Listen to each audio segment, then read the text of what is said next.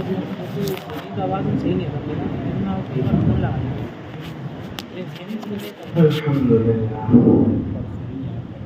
الحمد لله نحمده ونستعينه ونستغفره ونؤمن به ونتوكل عليه ونعوذ بالله من شرور أنفسنا ومن سيئات أعمالنا من يهده الله فلا مضل له ومن يضلله فلا هادي له ونشهد أن لا إله إلا الله وحده لا شريك له ونشهد أن سيدنا ونبينا وحبيبنا وكريمنا وشفيعنا ومولانا محمدا عبده ورسوله الذي أرسل إلى الناس كافة بشيرا ونذيرا وداعيا إلى الله بإذنه وسراجا منيرا وصلى الله تعالى عليه وعلى آله وأصحابه وبارك وسلم تسليما كثيرا كثيرا أما بعد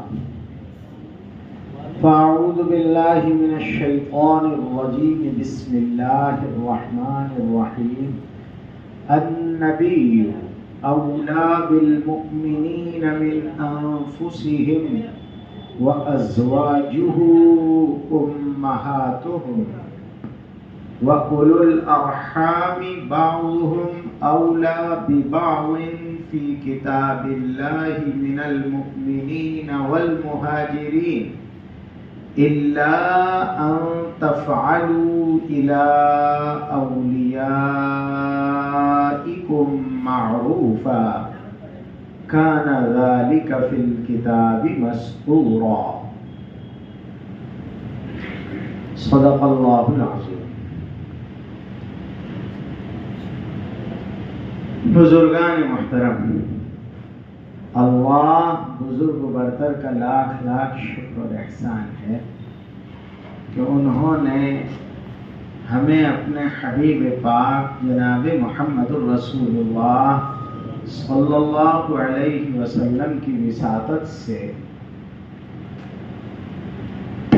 رشتوں، نسبتوں اور تعلقات کو سمجھنے والا، سمجھانے والا اور ان کی رعایت رکھنے والا دین عنایت فرمایا ہے۔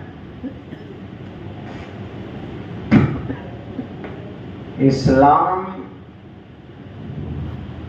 زندگی کا مذہب ہے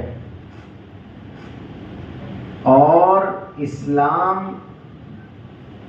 انسانیت کا مذہب ہے۔ دو باتیں ہیں، ایک تو اسلام زندگی کا مذہب،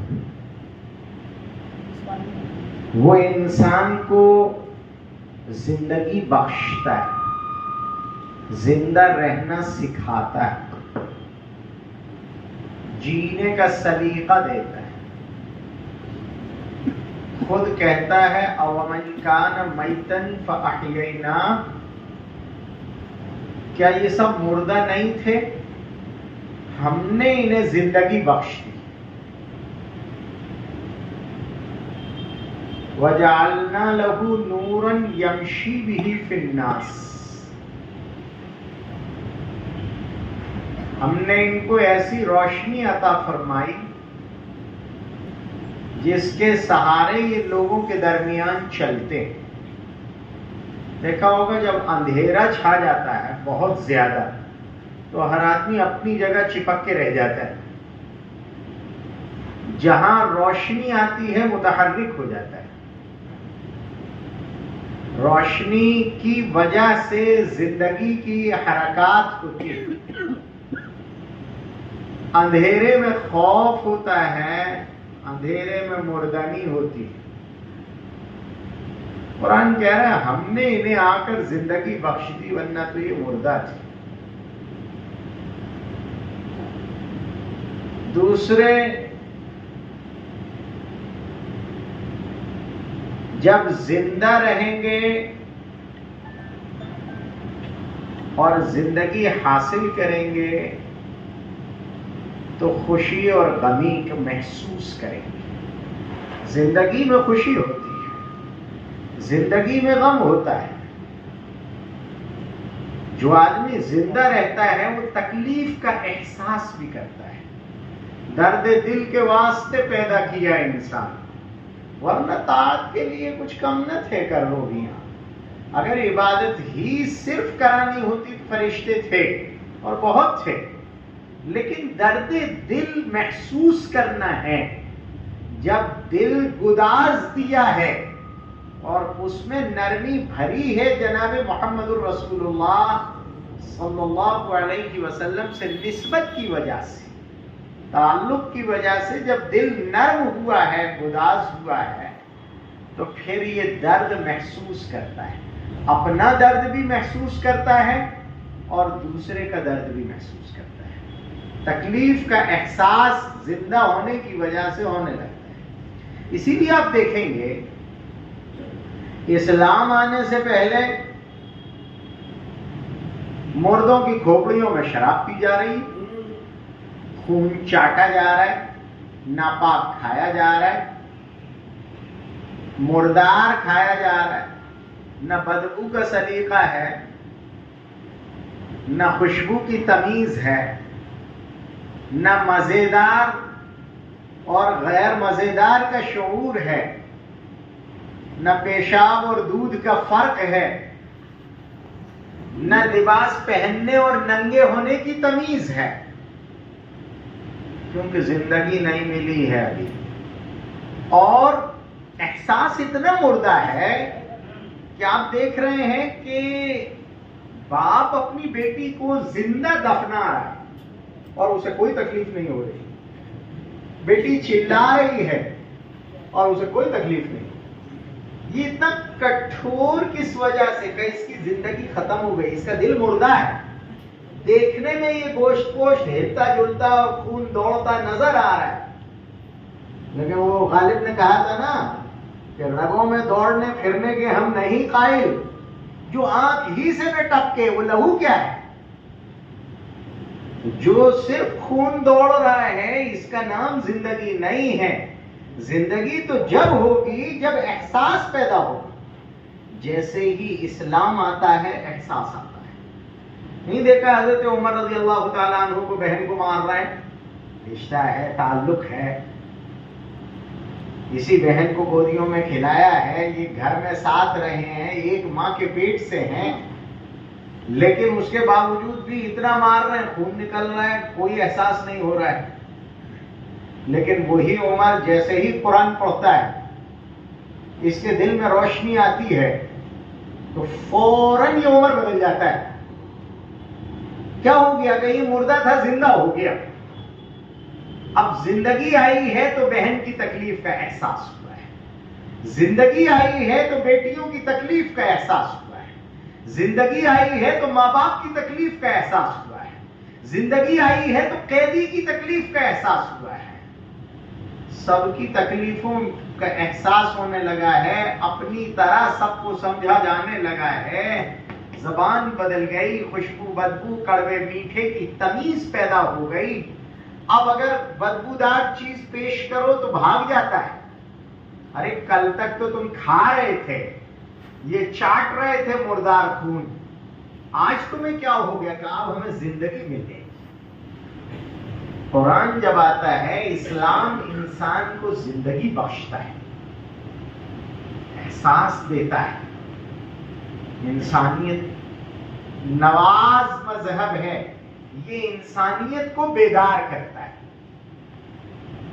انسانیت بیدار ہوتی ہے، آیا ہی انسانوں کے لیے.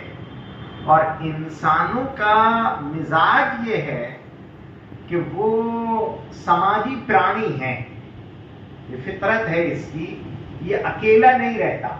اسی لیے آپ دیکھیں گے کہ قید کرنا ہو، سزا دینا ہو کسی کو تو اس کو اکیلا بند کر دیتے ہیں. گھروں میں اماں بھی جب زیادہ پریشان ہو جاتی ہیں اپنی پیدا کی ہوئی اپنے گناہوں اور کرتوت بد کے نتیجوں سے، میں انہیں اولاد نہیں کہہ رہا ہوں ڈر کی وجہ سے، اپنے کرتوت بد کے جو نتیجے ہیں جب ان سے پریشان ہو جاتی ہیں تو کہتی ہیں ہم ٹوائلٹ میں بند کر دیں گے، باتھ روم میں بند کر دیں گے اکیلے. بچہ ڈرتا ہے.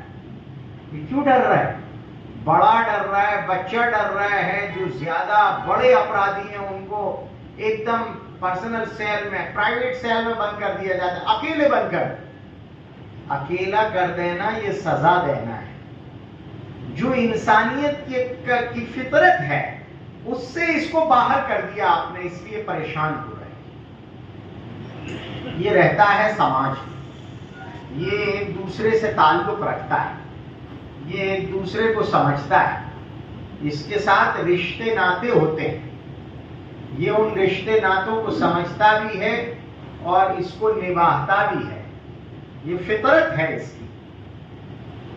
تو پہلے تو اس کو زندگی بخشی، اور جب زندگی مل گئی، لا الہ الا اللہ سے زندگی ملتی ہے اور محمد الرسول اللہ سے انسانیت ملتی ہے۔ اس فرق کو ذہن میں رکھیے، لا الہ الا اللہ جب اللہ سے تعلق پیدا ہوتا ہے، نسبت پیدا ہوتی ہے، تو انسان میں کرنٹ آتا ہے، اس کا دل جاندار بنتا ہے، زندہ ہو جاتا ہے، اور جب دل زندہ ہوتا ہے تو اس میں نرمی اور گدازی پیدا ہوتی ہے، پھر اس کی آنکھیں دیکھنے لگتی ہیں، اس لیے کہ یہ سارا کرنٹ یہ تو دل سے آ رہا ہے، تو پھر کان صحیح اور غلط سمجھنے بھی لگتے ہیں، آنکھیں اچھے اور برے کو دیکھنے بھی لگتی ہیں، دماغ سب کو محسوس بھی کرنے لگتا ہے، سب کچھ بدل چکا ہوتا ہے۔ زندگی ملتی ہے لا الہ الا اللہ سے، اللہ سے تعلق سے زندگی ملے گی، اور محمد الرسول اللہ سے انسانیت ملے گی۔ اسی لیے تو نبی کو بشر بنایا، بشر کو نبی بنایا گیا ہے، کہ جب انسان پیغمبر بن کر آئے گا تو پھر وہ انسانوں کو سچا پکا صالح متقی انسان بنائے گا، پھر وہ خدا رسیدہ انسان بنائے گا، اللہ سے تعلق رکھنے والا انسان بنائے گا۔ اور انسان اس کو کہتے ہیں جو نسبتوں کو پرکھے اور جانے، جو تعلقات اور رشتوں کو پہچانے، وہ انسان کہلاتا ہے۔ اس کو پتا ہے، اس کو پتا ہے، اس کو دل سے دماغ کا رشتہ بھی پتا ہے، اس کو عقل سے جسم کا رشتہ بھی پتا ہے۔ کیوں وہ سڑک پہ کھڑا کھڑا ننگا ہو کے پیشاب نہیں کر رہا ہے؟ اس کو پیشاب لگ رہا ہے، شدید تقاضا ہے، لیکن وہ سڑک پہ ننگا ہو کے پیشاب نہیں کرتا۔ کس چیز میں روکا ہے اس کو؟ کہ اس کا دماغ سے رشتہ ہے، دماغ اس کو سمجھا رہا ہے کہ تم ایک باوقار باعزت انسان ہو، دوسرے جانوروں میں اور تم میں فرق ہے، تم معزز مکرم ہو۔ وہ جو بیل پیشاب کر رہا ہے، جو گدھا پیشاب کر رہا ہے، جو بکری کر رہی ہے، جو کتا کر رہا ہے، وہ معزز نہیں ہے، لیکن تمہارے باب میں تو تمہیں پیدا کرنے والا کہتا ہے وَلَقَدْ كَرَّمْنَا بَنِي آدم، ہم نے اولاد آدم کو عزت بخشی ہے۔ یہ احساس اس ابن آدم میں جب ہوتا ہے تو یہ کھڑا کھڑا کہیں بھی پیشاب نہیں کرے گا، یہ ننگا نہیں پھرے گا، یہ باوقار رہتا ہے۔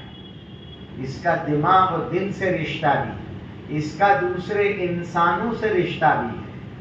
اسی لیے دیکھا ہوگا جانوروں کے بیچ میں اس کو کہیں بھی بٹھا دو تو یہ استنجا کر لے گا، لیکن انسانوں کے بیچ میں بٹھا دو تو نہیں کرے گا۔ اسے سارے انسانوں کا تعلق پتہ ہے کہ سارے انسانوں کے ساتھ میرا رشتہ کیا ہے۔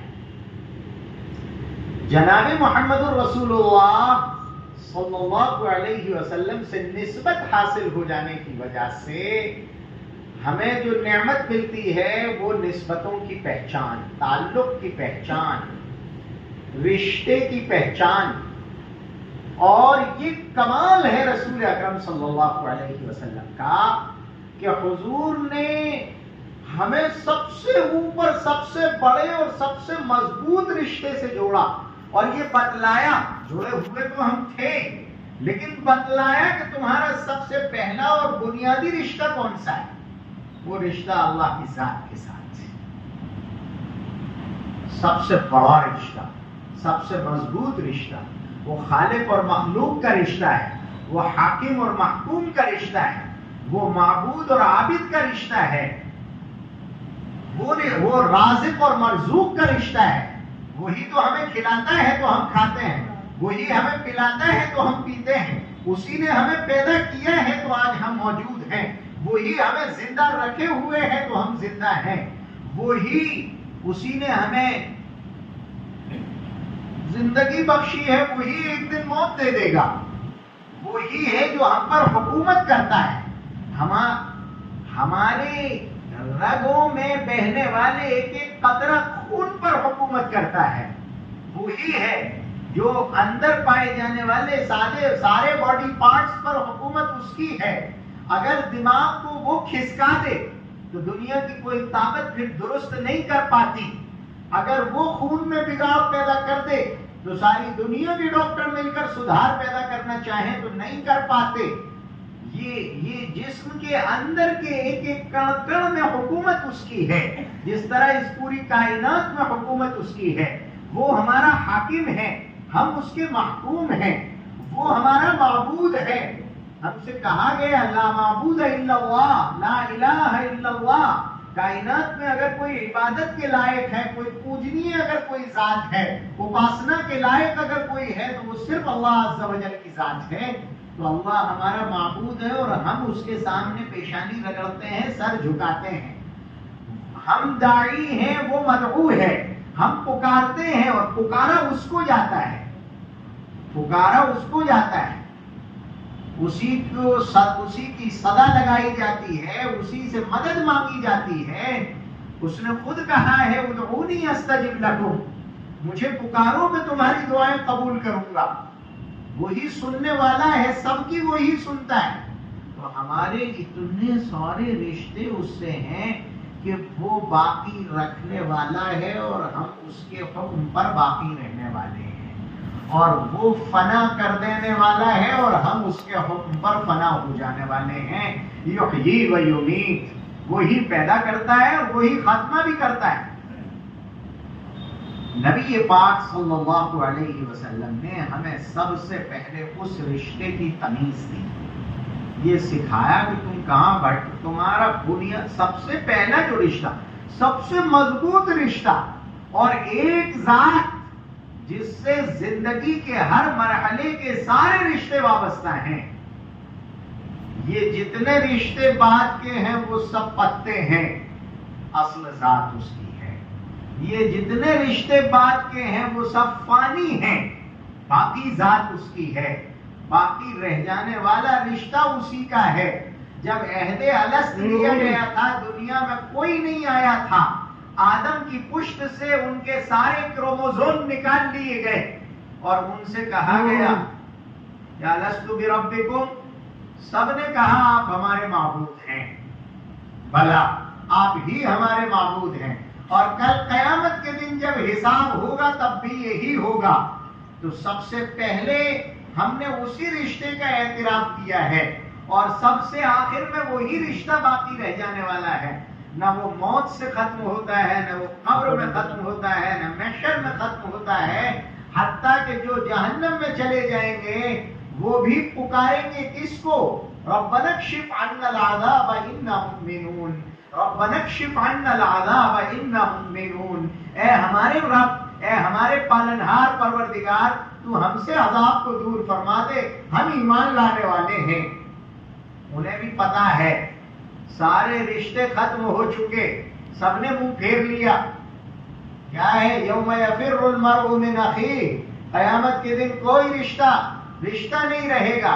یوم یفر المرء من اخیہ، آدمی اپنے بھائی سے بھاگے گا، وامہ وابیہ، ماں باپ سے بھاگے گا، وصاحبتہ وبنیہ، وہ اپنی لیلا سے بھاگے گا اور اولادوں سے بھی دور دور بھاگے گا، وصاحبتہ وبنیہ، لکل امرئ منہم یومئذ شأن یغنیہ، اس دن ہر آدمی کی ایک ایسی شان ہوگی، ایک ایسی عجیب سی تکلیف اور سوچ میں وہ مبتلا ہوگا کہ اسے دنیا کا کوئی ہوش نہیں ہوگا، کسی کا کوئی ہوش نہیں ہوگا، پیٹ کے بچے مائیں باہر نکال دیں گی۔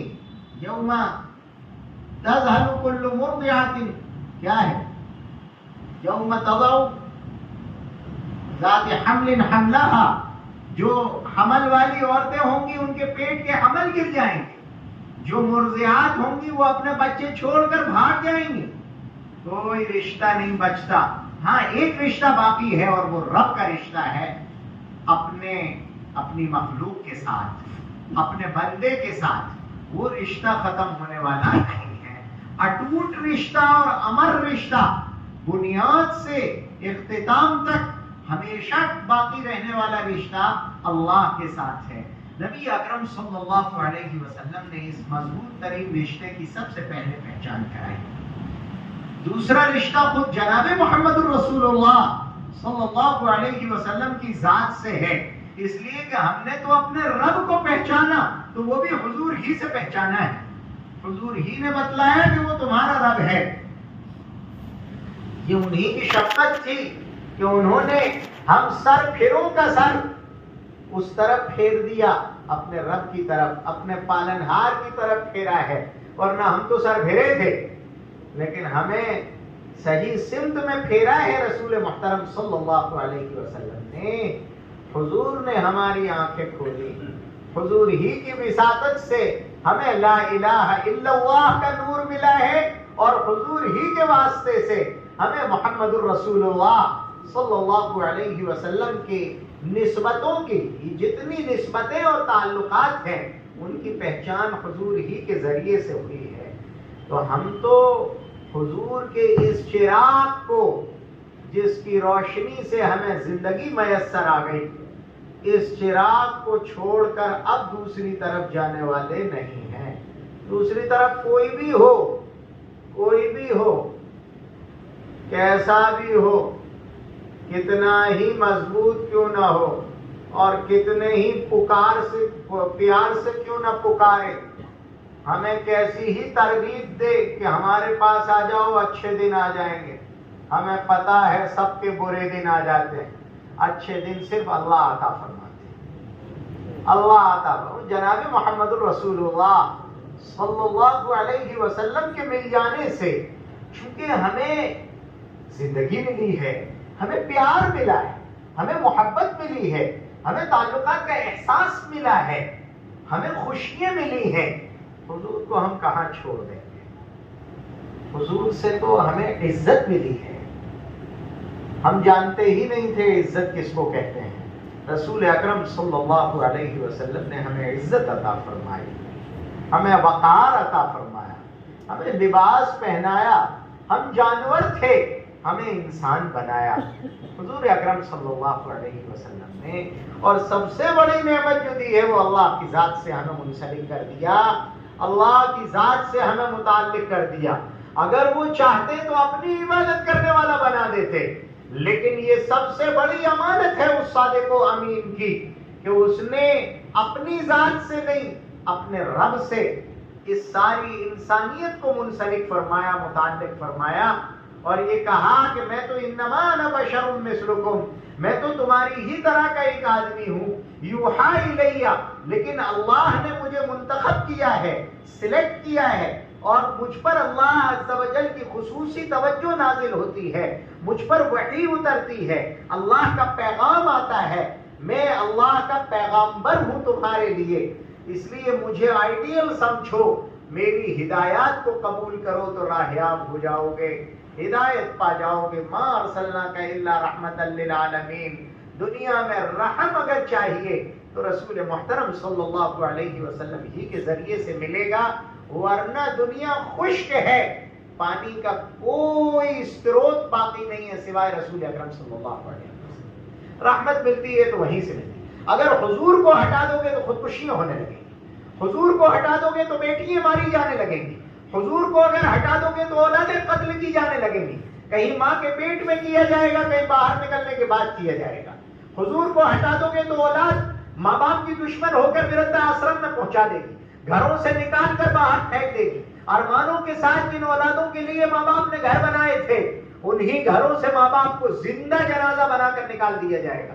حضور کو اگر ہٹا دو گے تو شوہر بیوی میں اختلاف ہو جائے گا، اتحاد نہیں رہے گا، محبتیں نہیں رہیں گی، اعتماد نہیں رہے گا، ایک دوسرے کے قتل کے در پہ ہو جائیں گے، زہر دینے لگیں گے، مارنے لگیں گے، چھٹکارا حاصل کرنے میں لگ جائیں گے۔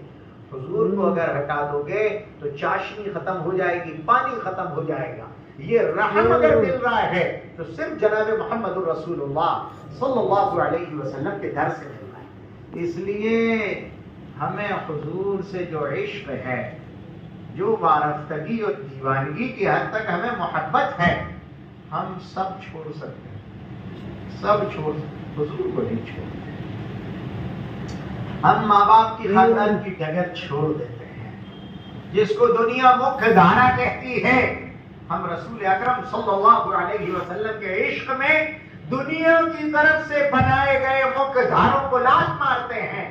ہم تو قرآن کا وہ حکم مانتے ہیں، ان ھذا صراطی مستقیما فاتبعوہ. ہم پیغمبر کی وہ بات سنتے ہیں، قل ھذہ سبیلی ادعو الی اللہ علی بصیرۃ انا ومن اتبعنی. آپ کہہ دیجئے کہ یہ میری جو راہ ہے، میں اسی کی طرف بلاتا ہوں، پوری بصیرت کے ساتھ بلاتا ہوں، یقین کامل کے ساتھ بلاتا ہوں، اللہ پر توکل اور اعتماد کے ساتھ بلاتا ہوں، اللہ ہی کی طرف بلا رہا ہوں، اللہ کے احکامات اور ہدایات کی طرف بلاتا ہوں، تمہیں انسانیت کی طرف بلاتا ہوں، ماں باپ کی عظمت اور عزت کی طرف بلاتا ہوں، اولاد پر شفقت کی طرف بلاتا ہوں، تمہیں رشتوں کے اکرام اور احترام کی طرف بلاتا ہوں، تمہیں اللہ کی آپ کے سامنے عبدیت اور اس کی عبادت کی طرف بلاتا ہوں، میں تمہیں پاکیزہ زندگی کی طرف بلاتا ہوں، دنیا کی پاکیزگیوں کی طرف بلاتا ہوں اور ناپاکیوں اور گندگیوں سے تمہیں بچاتا ہوں. قل ھذہ سبیلی ادعو الی اللہ. دوسروں کے دھوکے میں نہ آ جانا. یہ تو پیشاب پلائیں گے، دودھ چھوڑ کر تمہیں پیشاب پلائیں گے، پانی چھوڑ کر تمہیں شراب پلائیں گے، میٹھا چھوڑ کر تمہیں کڑوا پلائیں گے، تمہیں زہر کھانے پر مجبور کر دیں گے، لباس اتار کر تمہیں ننگا پھرائیں گے. یہ تمہارا وقار چھین لیں گے اور تم سے تمہاری جان چھین لیں گے. میں تمہیں بلاتا ہوں سیدھے راستے کی طرف. جب ہم حضور اکرم صلی اللہ علیہ وسلم کی آواز پر لبیک کہتے ہیں اور ٹھنڈی ہواؤں کے جھونکے پا لیتے ہیں، پھر باہر والے دھوپ میں کھڑے ہو کر کیسی ہی صدائیں لگائیں، ہم کسی کی طرف جانے والے نہیں ہیں، ہم کسی کی طرف جانے والے. وہ نوح علیہ السلام کا بیٹا وہ ادھر جا رہا تھا، وہ کہہ رہا تھا ابا پہاڑ پر چڑھ جائیں گے اپن. حضرت نوح فرماتے ہیں آج کوئی سا پہاڑ کام آنے والا نہیں ہے، میرے پاس آ جا تو نجات پائے گا. اولاد نہیں مانتی اس لیے مجھے کرنا پڑ رہا ہے. نوح علیہ السلام نے سبق دیا کہ اولاد نہیں مانتی تو وہ ڈوب جائے، میں اپنے قدم صراط مستقیم سے ہٹانے والا نہیں ہوں. وہاں ابا نہیں مان رہے تھے ابراہیم علیہ السلام کے، کہتے تھے لارجمنک، میں تجھے پتھر مار مار کے ختم کر دوں گا، واہجرنی ملیہ، مجھے چھوڑ دے، آج کے بعد یہ دعوت مجھے نہ دینا. قال سلام علیک ساستغفر لک ربی انہ کان بی حفیہ. ابراہیم علیہ السلام نے کہا ٹھیک ہے، سلام ہو آپ کو، میں جا رہا ہوں، میں تو آپ کے لیے مغفرت کا طلبگار رہوں گا اپنے رب سے، لیکن میں جا رہا ہوں. آپ چاہیں کہ میں آپ کی دعوت اس لیے قبول کر لوں کہ آپ ابا ہیں. ابا ہونے کی وجہ سے ہم غلط راستہ اختیار نہیں کریں گے. آپ اگر ہماری ہدایت والی راہ پر نہیں آتے ہیں تو آپ ضلالت کی طرف چلے جائیں، لیکن ہم ہدایت کو چھوڑنے والے نہیں ہیں. لوط علیہ السلام، نوح علیہ السلام کی بیوییں کفر پر رہیں، اور آخری رات میں جب نکل رہے تھے لوط علیہ السلام اپنی قوم کو لے کر، تو بیوی نہیں جا رہی ہے، وہ وہیں انہی کے ساتھ ہے، وہ پکارتی ہے ادھر والوں کو ادھر آ جاؤ، ادھر آ جاؤ. لوط علیہ السلام نے بیوی کی نہیں مانی. جب بیوی نہیں مان رہی ہے شوہر کی، گمراہ ہوتی ہے، تو شوہر بیوی کے ساتھ گمراہ نہیں ہوگا، وہ ہدایت یافتہ ہے، وہ ہدایت یافتہ ہے، اس لیے وہ اس گمراہ کی طرف نہیں جائے گا. اگر اس کو گمراہ ہو کر عاقبت خراب کرنا ہے تو وہ اپنے انجام کو پالے. ابراہیم علیہ السلام کے ابا نے پا لیا برا انجام، لوط علیہ السلام کی بیوی نے پا لیا برا انجام، نوح علیہ السلام کے بیٹے نے پا لیا برا انجام. لیکن ہدایت والے ہدایت والے گمراہی کی طرف نہیں جاتے.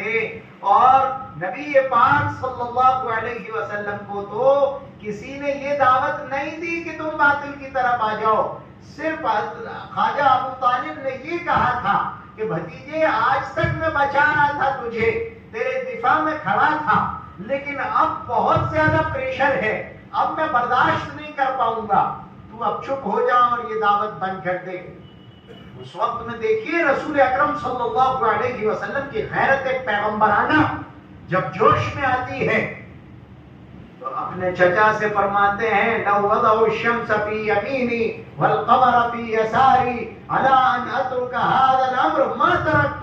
اگر یہ مکے والے میرے ایک ہاتھ میں سورج دوسرے میں چاند رکھ دیں تب بھی میں اللہ کے دین کو اور اس کی دعوت کو اور اس پیغام کو چھوڑنے والا نہیں ہوں. یہ ہمیں سبق دیا گیا ہے, یہ ہمیں سبق سکھایا گیا ہے کہ جب ایک مرتبہ ہم ٹھنڈی چھاؤں میں آ چکے ہیں, جب ہم رحمت للعالمین جناب رسول اکرم صلی اللہ علیہ وسلم کی چادر رحمت میں جگہ پا چکے ہیں, اب ہم باہر نکلنے والے نہیں ہیں. کوئی دنیا کی طاقت ہمیں کیسے ہی کھینچے, چاہے کھینچنے والے ملک والے ہوں تو مکے والوں نے کھینچا تھا, ابو بکر کو کھینچا, عثمان کو کھینچا, عمر پر تو ہمت نہیں پڑی, لیکن سب کو کھینچا پکڑ پکڑ کر, لیکن کوئی نہیں کھینچا. چادر گلے میں ڈال کے گھسیٹا, کہا آپ جسم کھینچ سکتے ہو, ایمان نہیں کھینچ سکتے.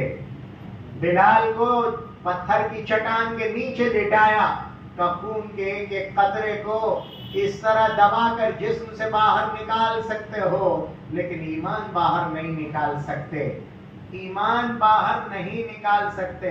خباب کو گرم تیز تپتی ہوئی ریت پر گھسیٹا, انہوں نے کہا گھسیٹ لو, جسم گھسیٹ سکتے ہو, میرا ایمان میرے دل سے نہیں گھسیٹ پاؤ گے. اتنا چاہے ملک والے کھینچیں, چاہے مال والے کھینچیں, دولت والے کھینچیں, عہدے اور منصب والے کھینچیں. حضرت عثمان رضی اللہ تعالی عنہ کو کتنا مذاق اڑایا ہے عثمان رضی اللہ تعالی عنہ کا. جب صلح حدیبیہ ہو رہی تھی تو حضرت عثمان چونکہ نگر سیٹ رہے تھے, مکے کے جتنے رؤساء تھے اور جتنے سرمایہ دار لوگ تھے ان کے درمیان حضرت عثمان کا اپنا ایک مقام رہا تھا, اور حضرت عثمان غایت درجے حیادار اور شرمدار انسان تھے. حضرت عثمان رضی اللہ تعالیٰ عنہ کو نبی اکرم صلی اللہ علیہ وسلم نے اپنا ایلچی, اپنا سفیر, اپنا ایمبیسیڈر بنا کر بھیجا تھا کہ آپ جا کر مکے والوں سے بات کر لو کہ ہم تو صرف عمرہ کرنے کے لیے آئے ہیں, عمرہ کر کے واپس چلے جائیں گے. جب حضرت عثمان مکہ مکرمہ پہنچے تو جن کے یہاں جا کر ٹھہرے تھے اس نے دوسرے دن صبح سارے ان کو بلا لیا, مکے والے رئیسوں کو, کہ بھائی عثمان کی بات سنو, یہ ایک پیغام لے کر آیا ہے. حضرت عثمان رضی اللہ تعالی عنہ نبی اکرم صلی اللہ علیہ وسلم پر ایمان لانے کے بعد سے حضور ہی جیسا لباس پہنے ہوئے ہیں. حضور آدھی پنڈلی تک لنگی پہنتے ہیں, حضرت عثمان بھی آدھی پنڈلی تک وہ لنگی پہنے ہوئے ہیں. آج تک کبھی عثمان کا کسی نے ٹخنا کھلا نہیں دیکھا تھا جب حالت کفر میں تھے, لیکن حالت ایمان میں آنے کے بعد نبی اکرم صلی اللہ علیہ وسلم کی صحبت با اثر نے انہیں اپنے رنگ میں رنگ دیا ہے. تو عثمان آدھی پنڈلی تک لنگی باندھے ہوئے ہیں. اب مکے کے متکبرین جن کا تکبر انہیں پجامے گھسیٹنے پر مجبور کرتا ہے, وہ کہاں اس کو برداشت کریں. انہوں نے دیکھ کر عثمان کا مذاق اڑانا شروع کیا اور اتنا واویلا مچایا, اتنا مذاق اڑایا, تالیاں پیٹی اور ہنس ہنس کے بھاگ گئے. دوسرے دن پھر آیا, پھر بلایا انہیں مذاکرات کے لیے, پھر آئے, پھر خوب مذاق اڑایا, پھر بھاگ گئے. تیسرا دن پھر آ گیا تو میزبان نے کہا عثمان کبھی آج تک تیرا ٹخنا کھلا نہیں دیکھا, یہ سب تکبر میں پجامے لٹکائے پھرتے ہیں, تمہارے یہاں آخری حد کیا ہے؟ کہ ٹخنے تک. تو کہ اتنے نیچے تو کر لے کم سے کم تاکہ بات تو سن لے. حضرت عثمان رضی اللہ تعالیٰ عنہ نے اس وقت ایک تاریخی جملہ ارشاد فرمایا تھا. حضرت عثمان نے فرمایا آترک سنت حبیبی لہؤلاء الحمقاء, ان پاگلوں کی وجہ سے, ان بیوقوفوں کی وجہ سے کہ میں اپنے محبوب کی سنت چھوڑ دوں. تو چاہے مکھ دھارے میں بہانے والے ہمارا مذاق اڑائیں، چاہے ملک و ملت والے ہمیں گھسیٹنے کی اور طاقت کا استعمال کرنے کی کوشش کریں، چاہے بیوی پکارے یا بیٹا پکارے یا ابا پکارے، ہم جناب محمد الرسول اللہ صلی اللہ علیہ وسلم کی اس چادر رحمت کے نیچے آ جانے کے بعد باہر نکلنے کو تیار نہیں ہیں۔ ہمیں اگر کوئی ذات سب سے زیادہ محبوب ہے تو حضور اکرم صلی اللہ علیہ وسلم کی ذات ہے۔ وہ ہمارے دل سے سب سے زیادہ قریب ہے، کیونکہ ہر سانس میں حضور کا احسان ہے، ہر سانس میں حضور کا احسان ہے۔ کتنی ساری بیماریاں۔ ابھی میں آ رہا تھا راستے میں تو ایک ڈاکٹر کا ایک ویڈیو کسی نے مجھے پہنچایا، اس میں وہ کہہ رہا تھا کہ اگر تمہیں اٹیک آ جائے تو ادرک چبا لینا، تو وہ جو بلاکیج ہوتا ہے، جو تھکا خون کا بیچ میں وال میں آ کر رک جاتا ہے، وہ نکل جائے گا۔ ادرک چبا لینا بہت دیر، اور اگر تمہارے پاس ادرک بھی نہ ہو، کچھ بھی نہ ہو، تو اوپرو بیٹھ جانا اور صرف بیٹھے بیٹھے ناک سے آواز نکالنا، اس سے بھی خون جمتا نہیں ہے، ناک سے آواز نکالنے کی وجہ سے۔ جہاں سے آیا تھا وہ مولویوں کا، بڑے بڑے مولاناؤں کا گروپ ہے، میں نے اس میں دھیرے سے ایک عرضداشت بھیجی کہ جو لوگ قرآن پاک پڑھتے ہیں، قرآن نے قرآن کو شفا کہا تھا، تلاوت کی فضیلتیں بتانی تھی، اور قرآن پاک کی تلاوت کو ایسے کرنے کو کہا تھا جیسے نبی اکرم صلی اللہ علیہ وسلم کرتے تھے۔ قرآن نے ہمیں کہا تھا وَرَتِّلِ الْقُرْآنَ تَرْتِيلًا، قرآن پاک کو ترتیل کے ساتھ پڑھو۔ قرآن عام عربی کی طرح نہیں پڑھا جاتا جس طرح عام عربی پڑھی جاتی ہے۔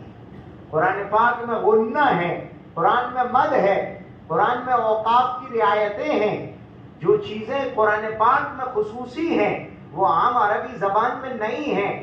یہ جو غنّے کیے جاتے ہیں، یہ ناک میں سے جو بار بار آواز نکالی جا رہی ہے، یہ اخفاء میں اور ادغام میں، یہ اقلاب میں، یہ جو ناک میں سے آواز نکالی جا رہی ہے، ہم یہی سمجھ رہے تھے کہ یہ یومن یرملون کے قاعدے یہ قاری لوگ مار مار کے بچوں کو سکھاتے ہیں تو قرآن پڑھنے کا طریقہ ہوگا۔ یہ تو آج معلوم ہوا کہ یہ خون کو جمنے سے روکنے والا طریقہ ہے، اس میں شفا ہے۔ یہ آج وہ جو سائنس پڑھ کر آ رہے ہیں وہ یہ ثابت کر رہے ہیں کہ اس طرز قراءت کے ذریعے سے آپ جمتے ہوئے خون کو جمنے سے روک سکتے ہیں۔ اگر تھکا جم گیا ہے تو اس بلاکیج کو آگے بڑھا سکتے ہیں اور اس بلاکیج کو کھول سکتے ہیں صرف اس غنہ کی وجہ سے۔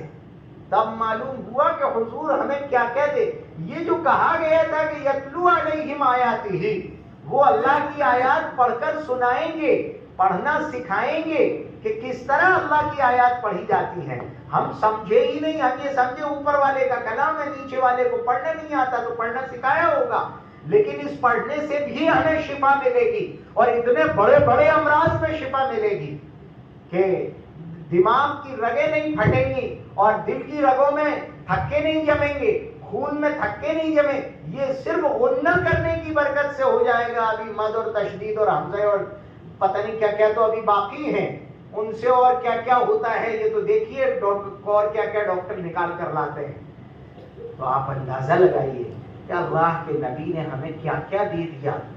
جس نبی نے ہمیں پینا سکھایا، کھانا سکھایا، کھانا پینا سکھایا،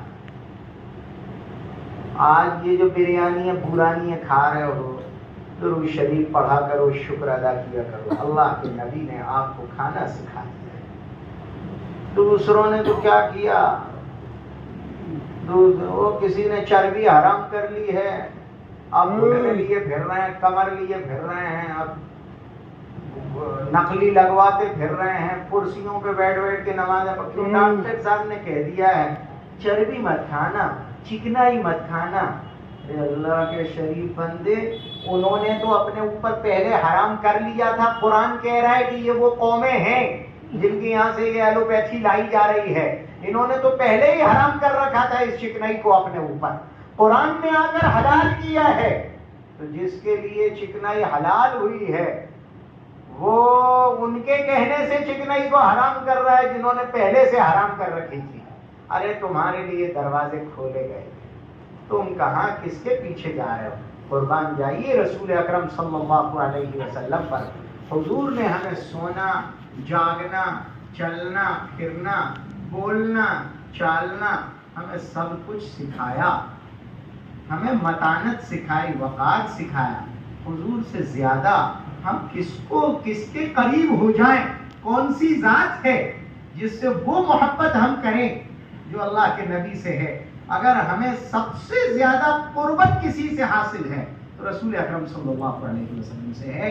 اس لیے کہ کوئی لمحہ ایسا خالی نہیں ہے جب ہم حضور کی کسی ادا کی نقل نہ کر رہے ہیں. اگر واقعی مومن سو بھی رہے ہیں تو حضور کی ادا پر، اٹھے ہیں تو حضور کی ادا پر.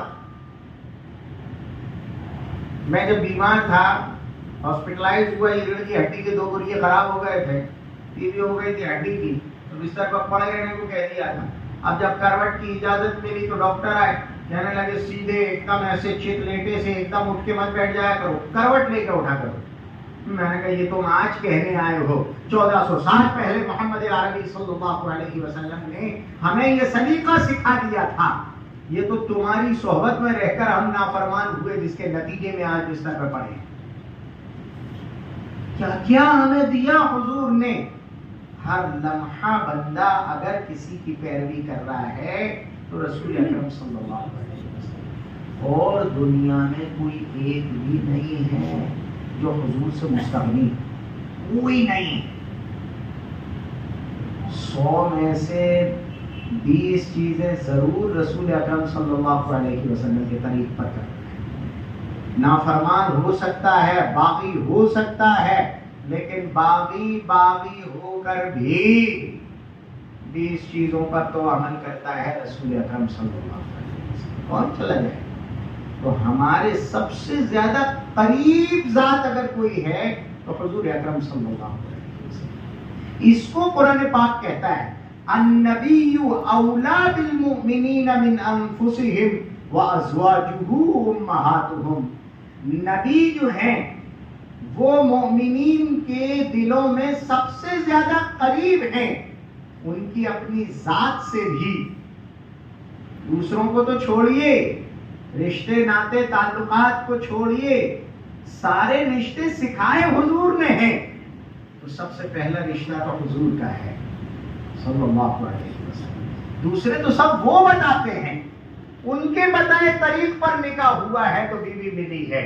انہوں نے کہا تھا کہ ماں کے قدموں کے نیچے جنت ہے تو ہم ماں کو پہچانے ہیں. انہوں نے کہا تھا باپ جنت کا دروازہ ہے تو ہم باپ کو سمجھے ہیں. انہوں نے رشتے بھائی کے اور بہن کے بتلائے تھے تو ہم ان کے حرمت اور عزت کو پہچانے ہیں. انہوں نے استاد کی عظمت بتلا دی تھی تو ہم اس کو جانے ہیں.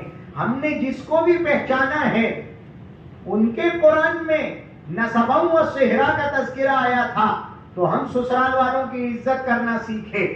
چاہے مائکے والوں نے گالیاں دی ہوں پھر بھی سسرال والوں کی عزت کرنا سیکھے، کیونکہ نسبوں و صہرا کا تذکرہ قرآن نے کیا تھا. ورنہ تو ہم گالیاں دیتے تھے ان رشتوں کو. دوسروں کے یہاں تو وہ رشتے گالیوں کے تھے، لیکن قرآن تھا جس نے کہا وَجَعَلَ لَكُمْ نَسَبًا وَصِهْرًا. اللہ نے تمہیں نعمت دی ہے نسب کے رشتوں کی بھی، اور نعمت دی ہے تمہیں سسرال کے رشتوں کی بھی. تو یہ سارے رشتے جتنے ملے، حتیٰ کہ ہم نے تو اپنے رب کو پہچانا ہے جناب محمد رسول اللہ صلی اللہ علیہ وسلم سے. تو ہمارے لیے تو سب سے زیادہ اگر کوئی قریب ترین ذات ہے تو حضور کی ذات ہے. وہ ہماری جان سے زیادہ قریب ہے، اس لیے کہ ہماری خود کی جان کی حفاظت بھی تو حضور ہی کے ذریعے سے ہو رہی ہے. حضور ہی کے ذریعے، ورنہ تو ہم جان بھی نہ بچا. کتنے خودکشی کر رہے ہیں، بڑے بڑے سرمایہ دار کر رہے ہیں، عہدے دار منصبدار کر رہے ہیں، فوجوں کے جرنیل کر رہے ہیں جن کے ایک حکم پر لاکھوں کی جانیں لی جاتی ہیں، وہ خودکشی کر رہے ہیں. جان بچائی ہے رسول اکرم صلی اللہ علیہ وسلم. تو ہمارے یہاں تو ہماری عزت ہو، ہم عزت دوسری جگہ نہیں ڈھونڈتے. ہم سے تو کہا ہے اَيَبْتَغُونَ عِندَهُمُ الْعِزَّةَ فَإِنَّ الْعِزَّةَ لِلَّهِ جَمِيعًا. ادھر کفرستان میں تم عزت ڈھونڈنے جاتے ہو. ارے عزت تو پوری کی پوری اللہ کے پاس ہے، عزت کا بھنڈار تو اللہ کے پاس ہے. تو یہ سب کچھ تمہیں اللہ کے یہاں سے ملے گا اور ملائیں گے رسول محترم صلی اللہ علیہ وسلم. تو ہماری جان سے زیادہ اگر ہمیں کوئی عزیز ہے تو حضور اکرم صلی اللہ علیہ وسلم کی ذات ہے. اس کو فرمایا النبی اولا بالمؤمنین من انفسهم وازواجه امہاتهم. نبی مؤمنین کے دلوں سے سب سے زیادہ قریب ہیں، ان کی اپنی جانوں سے بھی.